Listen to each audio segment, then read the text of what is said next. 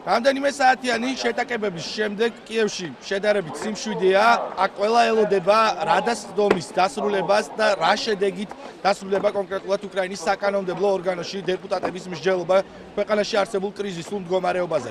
ჩვენ ვესაუბრეთ პოლიტოლოგებს, რომლებიც არიან ევრომაიდანზე, ისინი აცხადებენ, რომ იანუკოვიჩს აქვს სერიოზული პრობლემები და საფრთხე იმისა, რომ საერთოდ დაეშალოს მისი მმართველი გუნდი, პარტია, რეგიონები და დიდი შანსია, რომ დღეს უკრაინის რადამ აღადგინოს ქვეყანაში კონსტიტუცია, რომელიც 2004 წელს მოქმედებდა და ამ კონსტიტუციის საშუალებით მოხერხდება კრიზისული სიტუაციის განმუხტვა, რადგან მთავრობას დააკომპლექტებს უკვე ოპოზიცია და ხელისუფლება ისარგებლებს ხალხის ნდობით, რაც არის უმნიშვნელოვანესი ფაქტორი უკრაინის მოსახლეობისთვის.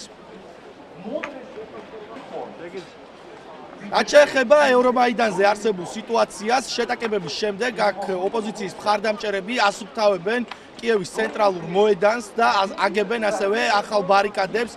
ისინი ამბობენ, რომ დღევანდელი დღე იყო პატარა გამარჯვება, თუმცა არ დაიშლებიან, სანამ არ მიაღწევენ მიზანს და არ მოახერხებს უკრაინელი ხალხი საბოლოო გამარჯვების მიღწევას, რაც გულისხმობს ვიქტორ იანუკოვიჩის ხელისუფლებიდან წასვლას.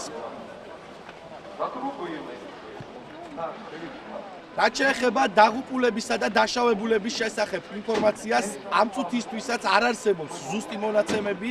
ჯერჯერობით ვრცელდება ინფორმაცია, რომ გარდაცვლილია 20-მდე ადამიანი, თუმცა ეს არ არის დაზუსტებული ინფორმაცია.